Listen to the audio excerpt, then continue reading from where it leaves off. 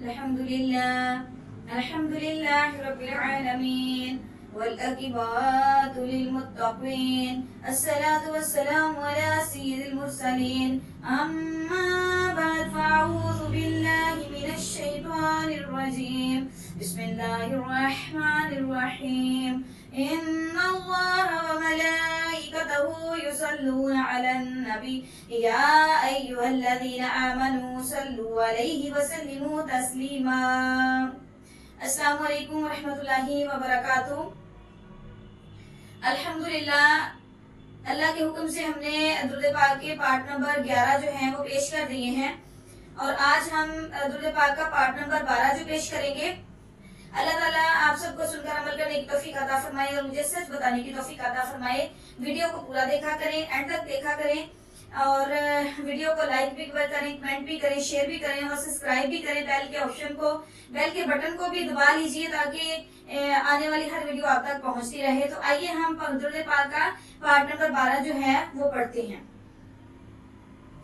Baghdad میں ایک تاجر رہتا تھا جو کہ بہت مالدار صاحب ثروت تھا۔ اس کا کاروبار اتنا وسیع تھا کہ سمندروں اور خشکی میں اس کے قافلے رواں دواں رہتے تھے، لیکن اتفاق سے گردش کے دن آ گئے، کاروبار ختم ہو گیا، قرضے سر پر چڑھ گئے، خالی ہاتھ ہو گئے، قرض خواہوں نے پریشان کر دیا۔ ایک صاحب دین آیا، اس نے اپنے قرض کا مطالبہ کیا، مگر اس نے معذرت کی، لیکن صاحب دین نے کہا ہم نے تیرے ساتھ وفا کا معاملہ کیا تھا مگر تجھ میں وفا نہیں پائی۔ مگر اس نے کہا خدا کے لیے مجھے رسوا نہ کیجیے، میرے ذمہ اور لوگوں کے بھی قرضے ہیں، آپ کی سختی کے باعث وہ بھی بھٹک اٹھیں گے، حالانکہ میرے پاس کچھ بھی نہیں ہے۔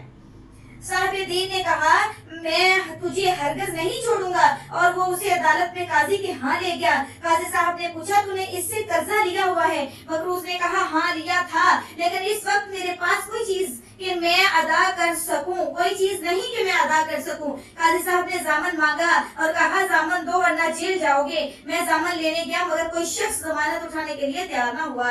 صاحب دین نے اسے جیل بھیجنے کا مطالبہ کیا مگر اس نے منت سماجت کی، لیکن کسی کو رحم نہ آیا۔ آخرکار صاحب دین نے عرض کیا کہ اللہ کے نام پر مجھے آج رات بچوں میں گزارنے کی مہلت دی جائے، کل میں خود حاضر ہو جاؤں گا اور پھر مجھے بے شک جیل بھجوا دینا، پھر میری قبر بھی وہی ہوگی، مگر یہ کہ اللہ تعالیٰ کوئی سبیر بنا دے۔ یہ سن کر صاحب دین نے ایک رات کے لیے بھی ضامن مانگا، مگر اس نے کہا اس رات کے لیے میرے ضامن مدینے کے تاجدار ہیں صلی اللہ علیہ وسلم۔ صاحب دین نے منظور کر لیا اور مقروض گھر آ گیا، لیکن حد درجہ غمزدہ اور پریشان دیکھ کر بیوی نے سبب پوچھا تو ماجرا سنایا اور بتایا کہ آج کی رات کے لیے آقائے دو جہاں صلی اللہ علیہ وسلم آمینہ کے لال و دوحات چہرے والے آقا کو ضامن دے کر آیا ہوں۔ بیوی جو کہ نہایت ہی بیدار بخت عورت تھی، اس نے تسلی دی کہ غم نہ کرو، فکر کی کوئی بات نہیں، جس کے ضامن رسول صلی اللہ علیہ وسلم ہو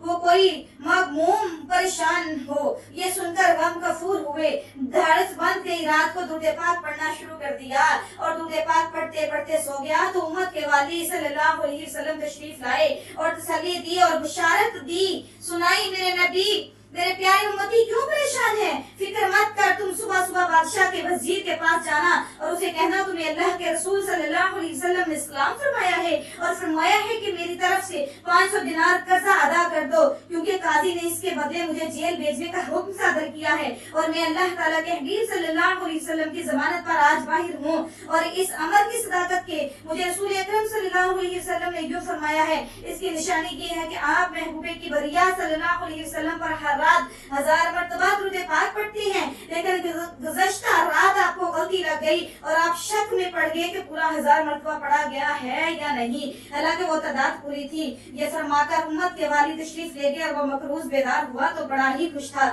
صبح نماز پڑھ کر وزیر صاحب کی رہائش گاہ پر پہنچا تو دروازے پر کھڑے تھے اور سواری تیار تھی۔ پہنچ کر فرمایا السلام علیکم۔ وزیر صاحب نے سلام کا جواب دیتے ہوئے پوچھا کون ہو، کہاں سے آئے ہو؟ فرمایا آیا نہیں ہوں، بھیجا گیا ہوں۔ وزیر نے استفسار کیا کس نے بھیجا ہے؟ فرمایا مجھے اللہ کے رسول صلی اللہ علیہ وسلم نے بھیجا ہے، اللہ کے رسول صلی اللہ علیہ وسلم نے بھیجا ہے۔ پوچھا کس لیے بھیجا ہے؟ فرمایا اس کے لیے میرا आप कर्जा जो कि 500 दिनार है अदा कर दें। जब वजीर ने निशानी तलब की तो सैयद आलम सल्लल्लाहु अलैहि वसल्लम का फरमान सुना दिया।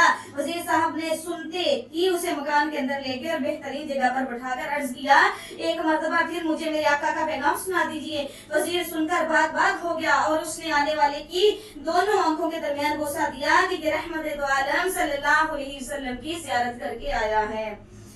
नीज वजीर साहब ने मरहबा बरसों सल्लल्लाहु अलैहि वसल्लम। फिर वजीर साहब ने उसे 500 दिनार देकर दिए कि ये आपके घर वालों के लिए फिर 500 दिया, ये आपके बच्चों के लिए फिर 500 दिया, कि इसलिए कि आप खुशी लाए हैं। और फिर 500 दिनार पेश किए कि आपने सच्चा ख्वाब सुनाया है। वो मकरूज ये रकम लेकर खुशी खुशी घर आया और उनमें से 500 दिनार गिन कर ले लिए और साहिब दीन के घर आया और उसे कहा, चलो मेरे साथ काजी की अदालत में चलो और अपना कर्जा वसूल कर लो। जब साहब काजी की अदालत में पहुंचे तो काजी साहब उठ खड़े हो गए और उन्होंने इस मकरूज को मुअद्दबाना सलाम किया और कहा कि जनाब मदीने के ताजदार अहमद मुख्तार सल्लल्लाहु अलैहि वसल्लम आलमे रोया में तशरीफ लाए थे और मुझे हुक्म दिया कि इस मकरूज का कर्जा अदा कर दे और उतना अपने पास से दे दे। ये सुनकर साहिब दीन ने कहा, मैंने कर्जा माफ किया और 500 मैं इसको बतौर नजराना पेश करता हूँ, क्योंकि मुझे भी सरकार दो आलम हबीब मुकर्रम सल्लल्लाहु अलैहि वसल्लम ने यही हुक्म दिया है। वो शख्स खुशी खुशी घर वापस आ गया तो इसके पास 4000 दिनार थे। मुश्किल जो सर पर आ पड़ी, मुश्किल जो सर पर आ पड़ी, तेरे ही नाम से टली। मुश्किल कशा है तेरा नाम, तुझ पर दरूद और सलाम, तुझ पर दरूद और सलाम। दामने मुस्तफा से जो लपेटा गया न होगा, दामने मुस्तफा से जो लपेटा गया न होगा, जिसके हजूर हो गए उसका जमाना हो गया, जिसके हजूर हो गए उसका जमाना हो गया।